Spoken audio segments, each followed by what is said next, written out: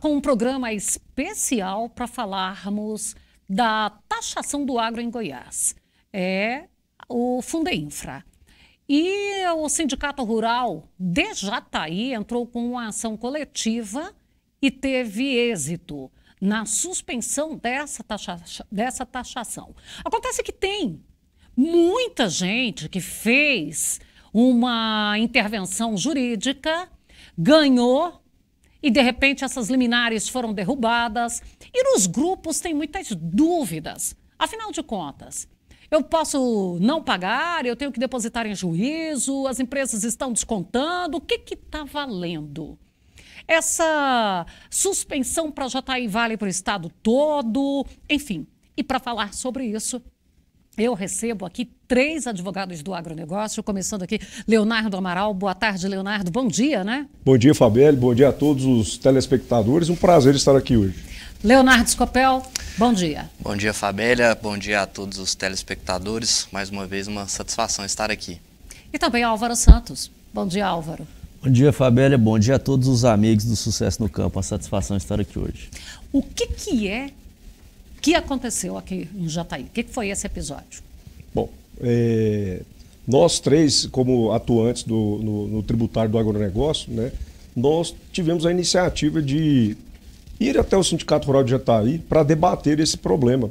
Porque, na prática, no dia a dia do escritório, a gente detectou que muitos produtores já estavam preocupados com essa cobrança. E por mais de uma vez nós reunimos lá no Sindicato Rural e foi tomada essa decisão, após várias reflexões. Ingressamos com um mandato de segurança coletivo, em que se discute apenas o impedimento de se cobrar o Fundeinfra do produtor rural por um período de 90 dias, contado da publicação da lei. Então, na prática, isso vai até 31 de março desse ano. Conseguimos eliminar, o doutor Tiago Castelhano, de forma muito sábia, né, concedeu a liminar, impedindo, então, que fossem feitas as retenções. Então, hoje, o que está valendo, até o presente momento, que depois nós vamos poder discutir isso aí, o Estado de Goiás vem atropelando aí e conseguindo ter um efeito suspensivo dessas decisões liminares junto ao Tribunal de Justiça.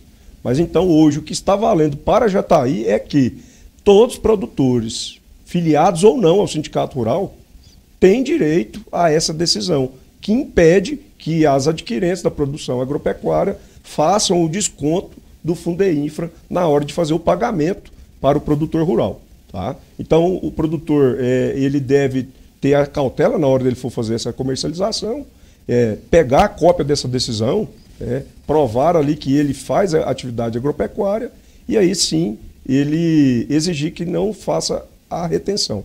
No caso, pode haver o descumprimento e se a empresa adquirente estiver descumprindo, ela vai sofrer as consequências também, né, por causa dessa decisão judicial. O Scopel, a empresa, às vezes a adquirente, ela fica tensa porque ela está diante, vamos dizer assim, ela está no meio do fogo cruzado. Ela pode ser punida também pelo governo em caso de derrubada dessa liminar? Fabélia, excelente pergunta. O que acontece na prática? A adquirente, ela vai reter, né? Inclusive, a gente acompanhou muitas situações em que nem devido era a contribuição e mesmo assim a adquirente, dependendo da situação, ela mantinha a retenção. Por quê? Porque existe uma regra que a adquirente ela pode ser responsabilizada por esse pagamento. Na verdade, quem paga o tributo, né, a gente entende que é um tributo, é o produtor. Mas por uma questão de facilidade do Estado, por uma questão política, ele prefere fiscalizar as empresas, que é em menor número, e que para elas é muito mais cômodo reter do que propriamente o produtor emitir uma guia e pagar, né? Porque no momento do pagamento da comercialização, ao invés dela pagar o valor bruto, ela já faz o desconto e paga o valor líquido, com cenário Fundeinfra, então ela vai reter. Pode ser que algumas empresas, elas têm uma certa resistência nessa cumprimento de ordem judicial, que ainda está vigente, que ainda não houve a suspensão. Havendo esse descumprimento, é possível sim que tenha uma ordem específica para a empresa, para que ela não proceda com a retenção, sob pena inclusive de multa diária por exemplo, dentre outras medidas. Mas, em resumo, Fabélia, a empresa, em todas as situações, inclusive em relação a operações passadas, negócios foram feitos no passado, antes da entrada em vigor da lei, mas que por uma questão comercial os pagamentos estão sendo feitos agora, as empresas já estavam retendo também, o que também é indevido. É outro ponto que deve ser chamado a atenção, porque além da gente entender que esses 90 dias não pode ser cobrado, né, dessas operações ocorridas dentro desses 90 dias, e do tributo da contribuição como um todo, que a gente entende sim que é indevido por uma série de questões, existe mais essa peculiaridade de cobrança de fatos ocorridos antes da entrada em vigor da lei. Ou seja, toda a situação deve ser analisada, né, e a empresa, em caso adquirente, procedendo com essa retenção indevida, é cabível sim um procedimento específico para que ela cumpra. Álvaro, e esses 90 dias são cruciais, tanto para o produtor, como para o governo que está querendo morder ali, porque é o pico da nossa colheita, né? Fabélia, muito bem pontuado. Os produtores já tinham feito seus planejamentos, né, da safra 22-23 e foram pegos de surpresa. É um custo adicional isso aí. Um custo adicional. Então todos os insumos já haviam sido adquiridos, os investimentos já haviam sido programados e não haviam levado em consideração que teriam esse valor que, na verdade, incide sobre o faturamento, sobre a venda. Então, mesmo que o produtor tenha prejuízo, ele vai ser descontado, salvo decisão judicial em contrário. E por que é extremamente relevante essa discussão nesse início? Primeiro, por esse aspecto econômico, né? Então, respeitando-se a noventena, garante pelo menos um fôlego. E segundo, porque o que eu tenho falado, inclusive com os nobres colegas, é que nós estamos no início de uma longa discussão, de uma guerra que está, né, no pontapé inicial. E isso pode levar vários anos, né?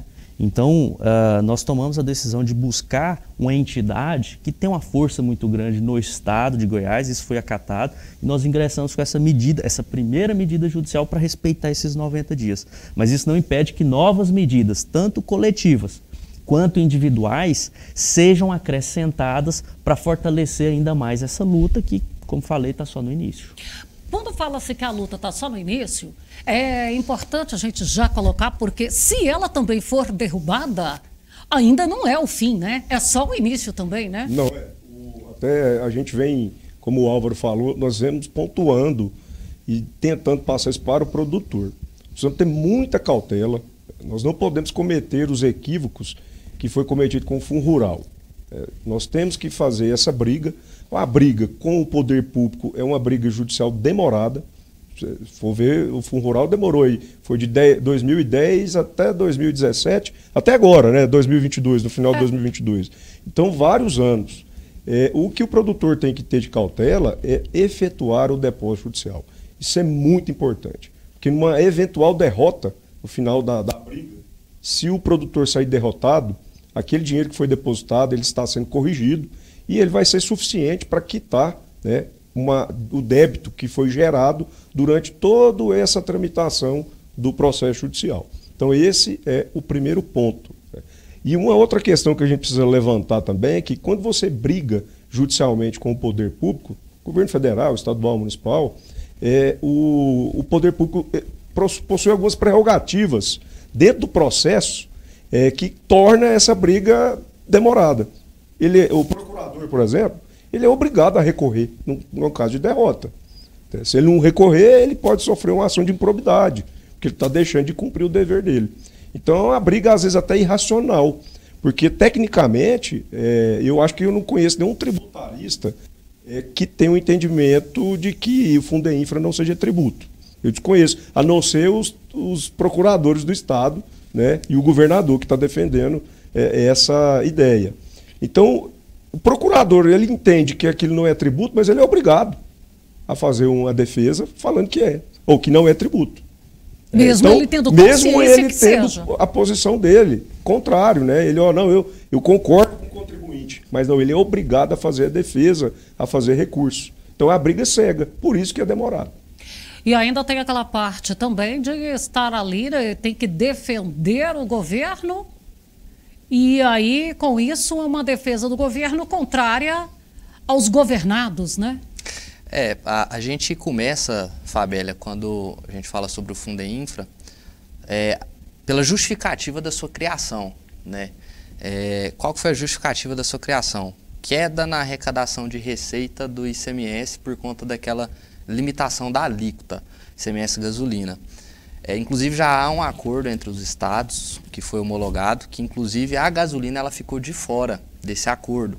Ou seja, é possível que volte uma alíquota maior da gasolina, em se tratando de ICMS, e se houver esse aumento, teoricamente, a justificativa, ou parte dessa justificativa, cai por terra, né? E a gente se pergunta, será que o fundo deixará de ser cobrado? Né? Porque a razão da sua instituição foi uma. Se perdeu parte dessa instituição, tem o porquê de continuar com ele? Então, o Leonardo disse muito bem, e o Álvaro, essa briga ela está apenas começando, né? É uma longa briga, e briga no bom sentido, com bom direito. A gente sempre defende, não é vendendo... No campo das ideias, como diz Gênio Eurípides.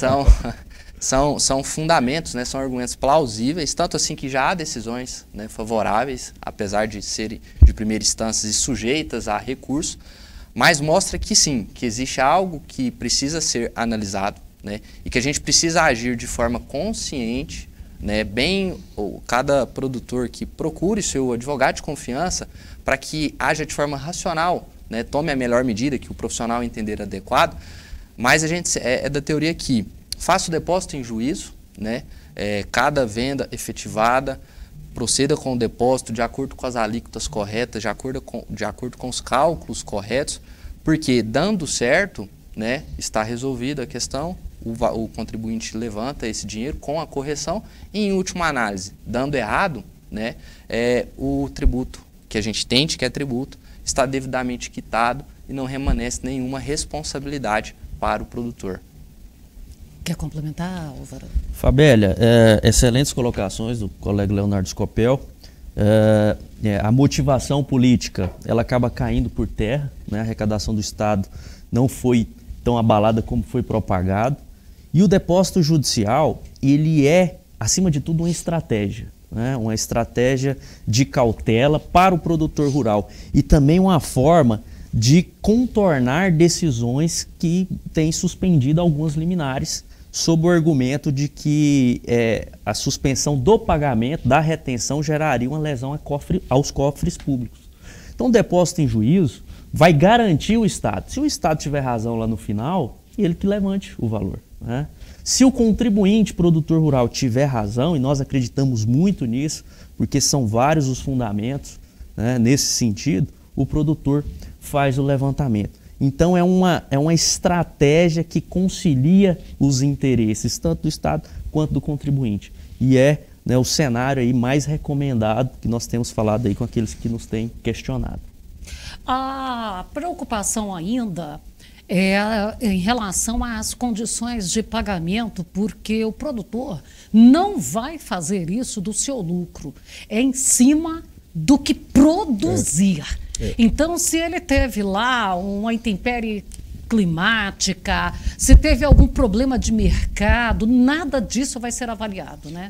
Fabélia, isso aqui nós tivemos a oportunidade, inclusive, de comentar quando nós fizemos uma reunião com o presidente do sindicato, o Vitor, o Randolfo, que é consultor financeiro, né?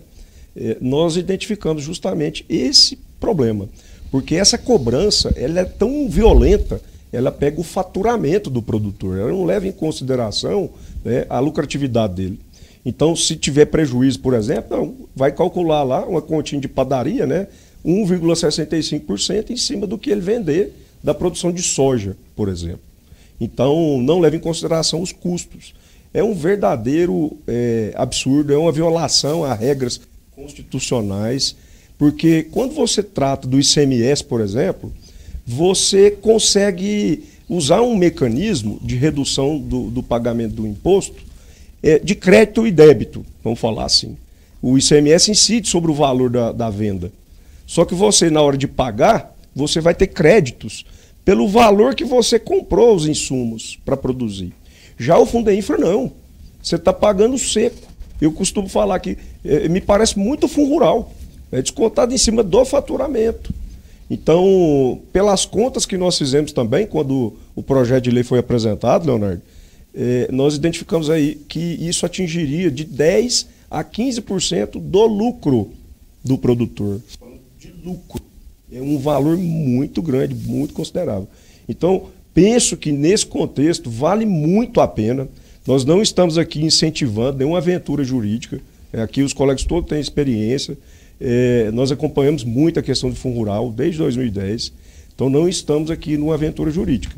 Existem argumentos jurídicos suficientes, fortes, só que nós precisamos levar isso até o Supremo Tribunal Federal. E como fazer isso sem que o produtor sofra consequências semelhantes ao que está devendo, né, está em débito com o governo? É fazer o depósito. O depósito vai garantir essa circunstância para ele durante toda a briga judicial. Álvaro. Fabélia, muito bem pontuado pelo Leonardo, né? Todo o aspecto financeiro, isso foi pontuado. Quando houver lucro de 15% a 10%, e se não houver lucro, você só amarga ainda mais o seu prejuízo. Então, insistimos no depósito, insistimos que outros advogados que atuem no segmento também nos procurem para que possamos agir com inteligência, com estratégia, evitar o cenário que foi o Fundo Rural, que houve uma atuação desarticulada, e isso às vezes traz insegurança para o contribuinte. Então são vários os clientes que têm nos procurado com problemas na hora de comercializar essa produção. Fabélia, algumas empresas compradoras estão exigindo que sejam assinadas declarações pelos produtores. Isso é justo? Como condição para receber o grão que já foi entregue. Nessas declarações, Fabélia, estão colocando que não poderia haver nenhuma ação judicial posterior. Então, assim, nós temos orientado muita cautela, muito cuidado, que procurem os advogados tributaristas e os contadores para evitar que você assine um documento que amarre suas mãos lá na frente e você fique de joelhos. Então, nós estamos no pico da colheita, né? São várias as dúvidas. Acredito que nem o próprio Estado tenha trazido aí todos os esclarecimentos. Tem algumas situações, como o Leonardo Scopel colocou, que são impassíveis de serem tributadas pelo Fundeinfra, mas que estão sendo retidas ainda assim, porque o adquirente quer se resguardar. Então, um momento de máxima atenção, aqueles que se sentirem injustiçados, com razão, a nosso ver, e com fundamentos, que busquem o depósito em juízo, porque é uma longa discussão, precisa começar aqui na primeira instância, para a gente ir galgando aí, são 4 instâncias hoje no Judiciário Brasileiro, e ver se futuramente, até com a mudança de composição dessas cortes, a gente consiga êxito no final dessa luta. Leonardo Scopel, no seu ponto de vista, essas discussões aí, elas podem servir de base para outros municípios? Com certeza, Fabélia. A gente, inclusive, já acompanha, né, alguns municípios que tomaram algumas medidas judiciais, mas o Álvaro tocou num ponto muito importante, que é essa ação coordenada, né, a ação inteligente. O que a gente acompanhou de outros tempos, e que isso a gente tem que trabalhar para que evite isso, para que os produtores não tenham prejuízos. O que seria? Muitas vezes ações intentadas de forma errada, né? Às vezes um pedido mal feito, mal direcionado, isso traz uma decisão desfavorável para o contribuinte e começa a criar a jurisprudência defensiva. O que seria essa jurisprudência defensiva? Em um novo caso, que o contribuinte, mesmo tendo o direito, ele propõe a ação, como já existe uma decisão desfavorável em que pese diferente, os fundamentos diferentes, por uma série de questões, essa decisão ela pode ser replicada no caso concreto. Ou seja, vai criando uma massa de, já existe uma decisão do tribunal desfavorável, então só vou replicar mesmo que você tenha o direito. Não vou analisar essas diferenças. E isso a gente pode, inclusive, usar como exemplo em outros 2 fundos que nós temos. O que a gente acompanha muito, os clientes, mas lá no Mato Grosso do Sul existe há 20 anos e nunca foi discutido. Na verdade, não é bem assim. Está em aberto a discussão lá, né? São vários motivos que fizeram com que demorasse e chegasse a tal ponto. Por exemplo, o FETAB, quando ele foi instituído no Mato Grosso, ele começou com uma boa intenção, entre aspas. Ele era uma contribuição exigida para se valer de um diferimento no ICMS. Era uma situação bem específica. Como ninguém foi questionando, não foi fazendo nada, foi aumentando. Hoje, por exemplo, o valor arrecadado com o FETAB, dos últimos levantamentos que foi feito, até para a reforma de estádio da Copa do Mundo foi utilizado. Ou seja, ele começou com uma intenção de beneficiar os próprios produtores e como ninguém foi questionando, foi passando, foi se alastrando. E essas discussões, tanto do FETAB como do Fundersul, que é do Mato Grosso do Sul, estão em aberto ainda. Existem lá também ações, já tem o FETAB 2, né? Tem o FETAB 2, que é outro ponto que a gente bate muito, né? Será que o Fundeinfra não pode se tornar o Fundeinfra 2? Né? Se a gente for... até porque uma frase que me chamou muita atenção durante as sessões da Assembleia. Alguns deputados de oposição disseram, está se dando um cheque em branco para o governador. E de fato está. A lei ela trouxe algo bem genérico e deixou a sua regulamentação num decreto. E o decreto compete a quem? Ao governo. Existe lá as alíquotas, né? Inclusive um dos pontos, itens de cesta básica não serão incluídos. Apesar do que a gente tem aquela discussão, a partir do momento que você tributa o milho, né, o milho depende da produção, da ração, da vaca, que interfere no leite, que interfere em toda a cadeia, e no final a cesta básica é sim onerada. Chega novo, né? Claro, mas de toda forma, independentemente disso, esquecendo este lado, o decreto pode ser alterado e ser incluído outros itens. Outra coisa, se eu governador, eu posso também alterar essa cesta básica, né? Justamente. Ele com uma canetada só, ele pode mudar todo o contexto, né? Isso foi bastante criticado, né, Leonardo? Na época também nós acompanhamos e alguns deputados estaduais mostraram serem serviço com o governador. Né? Votaram a toque de caixa, sem diálogo, sem um amadurecimento dessas ideias, analisando a legislação de Mato Grosso do Sul. A de Goiás é terrível do ponto de vista técnico, terrível. Por isso que eu acredito muito na derrubada dessa cobrança do Fundeinfra. Inclusive, para atualizar, quem não acompanhou, quem está fora de Goiás, a Assembleia, quando fez a votação dessa lei, primeiro, ocorreu logo em seguida da reeleição do governador Ronaldo Caiado, que na campanha sequer tocou nesse assunto. Na campanha, o caixa do governo estava em ordem, não são palavras minhas, a gente tem aí inclusive gravados, que estava em ordem para fazer investimentos. E aí, em seguida da eleição, antes da posse dele, como governador reeleito, já veio com esse detalhe. Deputados que foram eleitos com bandeira do agro votaram favoráveis, e outros que foram eleitos para primeiro mandato ficaram caladinhos, não se posicionaram. Outros deputados que não teriam mandatos, mas que ali tinham uma negociação, foram favoráveis à lei. Aí vem aquela história, porque o Fundeinfra, de acordo com o governador, é para investimento na infraestrutura e estradas. E nós estamos recebendo vídeos diariamente de veículos atolados e os produtores rurais indo lá fazer a melhoria da estrada, arrastar caminhão e tirar do atoleiro. Afinal de contas, vai pegar o dinheiro do Fundeinfra e repor para esses produtores? Começo com você, Álvaro.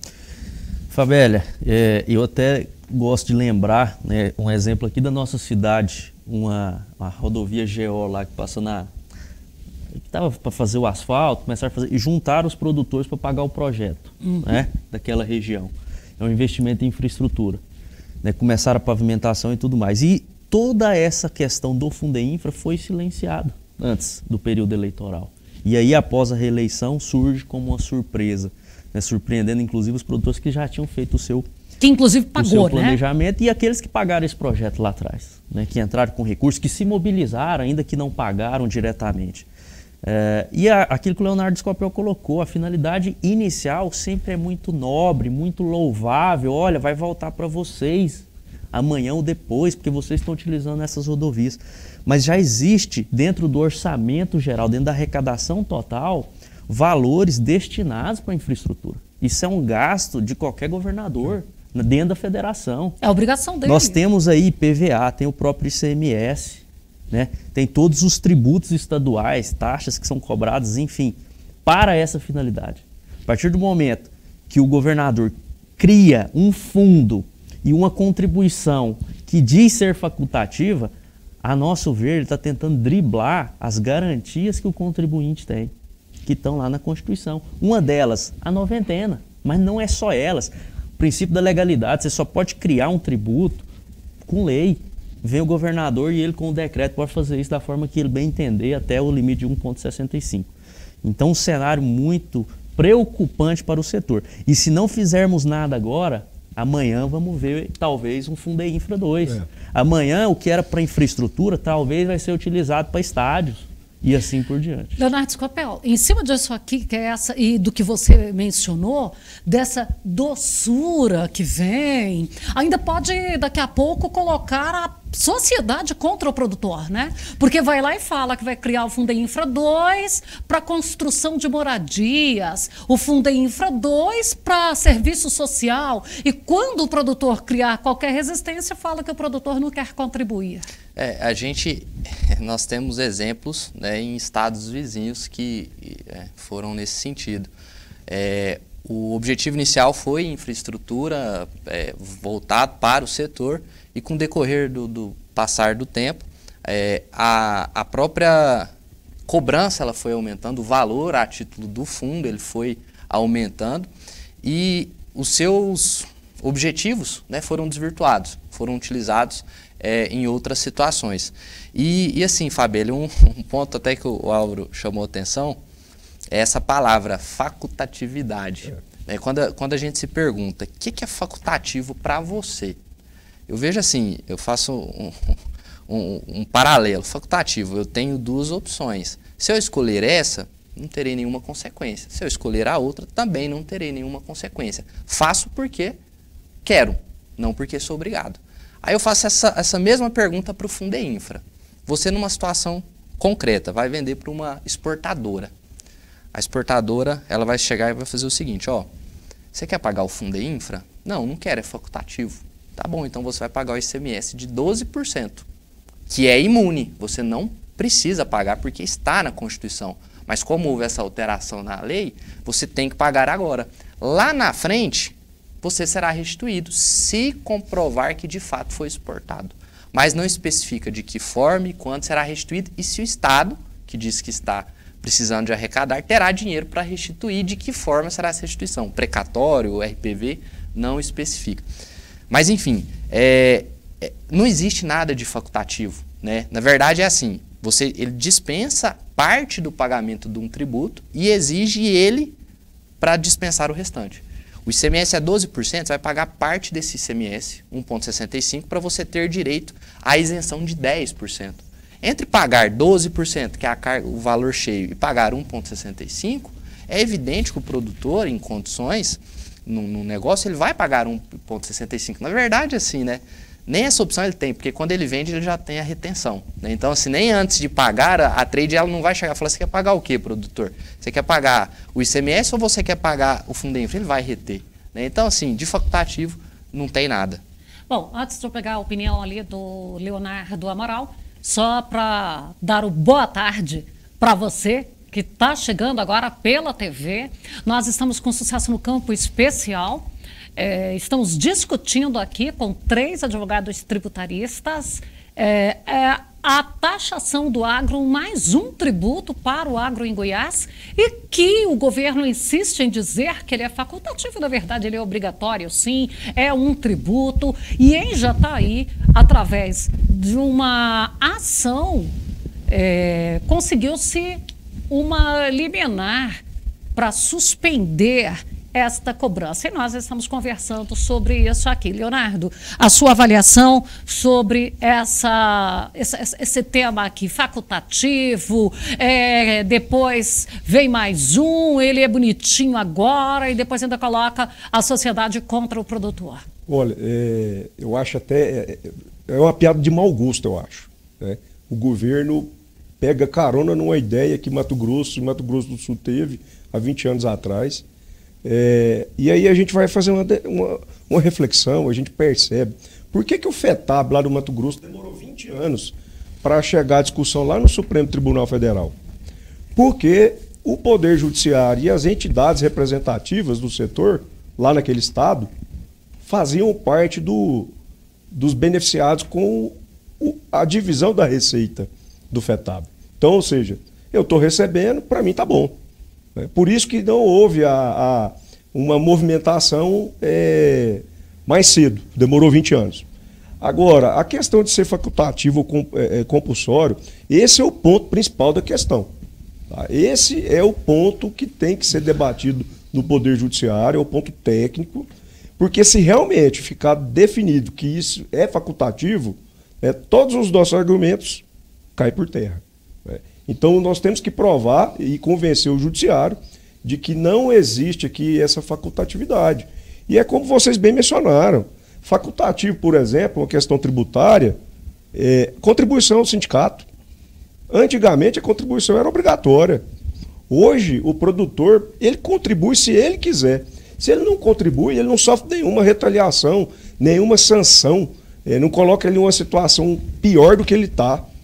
Então, realmente, quando a legislação põe lá, para você usufruir de benefício fiscal, você tem que pagar o Fundeinfra, isso aqui é compulsório, porque o produtor, qualquer pessoa em sã consciência, em uma situação normal, ele vai preferir usufruir do benefício fiscal. Então, realmente, ele passa a ser obrigatório. E aí a gente vem também, Fabio, eu queria pontuar aqui, e eu não sei se os colegas, acho que os colegas concordam também, do argumento mentiroso, que o governo utilizou na época para aprovar o projeto, de que o produtor não paga imposto. O produtor não é pouco tributado. E a gente que trabalha com isso aqui no dia a dia, os contadores do agro, a gente entende perfeitamente que há sim uma cobrança, que o produtor rural, ele, como pessoa, ele faz pagamento, ele paga imposto de renda, ele vai pagar fundo rural, paga ITR, paga o IPTU da casa dele, paga o IPVA de todos os veículos que ele tem, caminhão, caminhonete. Agora, por que essa cadeia de produção alimentar, ela não tem que ser tributada? E não é o produtor, é porque tem que chegar lá na ponta para o consumidor o alimento barato. Quando eu insiro custo tributário nessa cadeia, eu estou penalizando a sociedade inteira. Então isso não é um benefício para o produtor. E essa desoneração da cadeia produtiva alimentar, ela tem previsão na Constituição Federal. O legislador aqui hoje, atual, ele não pode mudar isso. Então a gente está lutando sim. Acho que aqui o jornal tem feito isso de uma forma bastante eficiente, mostrar para a sociedade que o produtor, ele não é um adversário. Ele paga tributo sim e ele está fazendo uma atividade de alto risco, e que precisa ter algumas proteções que outras atividades econômicas não sofrem. Esse risco, por exemplo, de uma questão climática. Então, esse amparo é justamente para isso, para chegar na sociedade com um custo menor. O Leonardo Scopel, quero começar com você. Então, hoje, qual o conselho prático que você passa para o produtor? Tá. Fabélia, excelente pergunta. Complexa, inclusive. Mas de forma bem geral, primeira orientação, obviamente, é que procure seu profissional de confiança, né? Para que ele, de acordo com o seu posicionamento, indique as ações que entenda correto. Mas a gente, de uma forma ampla, primeiro ponto, toda negociação, havendo a retenção, né, caso não tenha aí, esteja se valendo dessa decisão, ou caso tenha sido antes dessa decisão, que exija que seja feita a distinção, por exemplo, na nota fiscal, seja especificado o valor que foi pago dos grãos, né, o que foi pago a título, o que foi descontado a título de Fundeinfra, como já é feito no Senar. Vem lá descontado 0,2 Senar, que exija também essa distinção. Por quê, Fabélia? Para que futuramente, caso tenha alguma discussão para restituição, ou até mesmo uma cobrança em desfavor do produtor, ele esteja com comprovante de que já foi pago. Segundo ponto, que analise cada situação e veja se de fato é ou não devido à cobrança, né? Porque, como a gente disse aqui no início, há situações em que estão sendo cobradas que não são devidas, ou outras que são devidas, mas que se referem a fatos passados, que ocorreram antes da publicação da lei, da entrada em vigor da lei, e que, portanto, também são indevidos. E em última análise, o que a gente disse aqui também no início, eu sempre sou da teoria de que não sou a favor da judicialização, mas há certos casos que infelizmente não nos resta outra saída, ou felizmente resta a saída ao judiciário. É que proceda com a discussão e faça o depósito em juízo, né? Faça os cálculos de forma correta, mensal, apresente todas as notas fiscais, proceda com o depósito em juízo até que a gente tenha uma posição em definitivo, lembrando que está uma discussão totalmente aberta e é apenas o início aí de uma longa disputa judicial. Álvaro. Bom, Fabélia, só endossar as palavras do Leonardo Scopel. É um momento de início dessa guerra. Tomar muito cuidado nas negociações, documentar isso da melhor forma possível, notas fiscais, os contratos, e-mails, né? Ter bastante cautela com as declarações que as empresas estão exigindo para pagamento desses produtos, né? Tanto na questão dos grãos quanto na questão da cadeia da pecuária de corte. E aqueles que se sentirem, né, injustiçados, que se sentirem lesados com um drible à Constituição Federal que traz uma série de garantias ao produtor rural, né, um tratamento tributário diferenciado, como foi muito bem pontuado, legalidade, noventena, não cumulatividade para você ter créditos sobre aqueles insumos, imunidade das exportações. Se você se sentir violentado nesses direitos que estão lá na Constituição Federal, procure o profissional da sua confiança, ele vai saber te orientar. E se você decidir judicializar, não busque simplesmente a suspensão dessa retenção. Tente aí o depósito judicial. Por tudo que nós falamos aqui hoje, tudo que aconteceu em relação ao Fundo Rural, é o caminho do meio, é o caminho da prudência, é o caminho da cautela, é o caminho para contornar essas suspensões das liminares que o Estado tem conseguido. Nós acreditamos muito nisso. Então é só o início e não podemos aí perder a esperança, né? Precisamos lutar para não morrer de joelhos. Quando fala dessas assinaturas, é muito detalhado isso aí, né? Porque o produtor assinar algum documento aleatoriamente, talvez seja ele criar provas contra ele. Fabélia, o Álvaro e o Leonardo deixou muito claro aqui o ponto, né? Tem duas opções. Ou ele judicializa e deposita em juízo, ou ele cumpre e faz o pagamento. E nessa opção de aceitar essa cobrança, de pagar o Fundeinfra, o produtor vai ter que passar a ter uma preocupação que até então ele não tinha. Exatamente, é conferir a modalidade dessa operação que ele está fazendo. Nós temos efeitos diferentes, por exemplo, quando ele vende para industrialização de ração animal, não pode pagar, não pode cobrar o Fundeinfra. E já detectamos que tem adquirentes que estão cobrando nessas possibilidades. Então, assim, algo que antes não havia um acompanhamento com o profissional, o produtor agora vai ter que ter esse cuidado, essa cautela, né? Então, essa é a orientação que a gente dá. E, assim, até para finalizar, eu queria assim, trazer aqui parabenizar a diretoria do Sindicato Rural de Jataí pela maturidade, né? A gente sabe que não é fácil litigar contra o Estado de Goiás. E, diante de muita reflexão, muitas reuniões, a diretoria, de forma muito sábia, resolveu e tomou essa decisão. E a gente aqui está de mão dadas, né, com a equipe jurídica do sindicato para poder tentar favorecer o produtor rural. Porque nós entendemos que realmente essa cobrança ela é ilegal.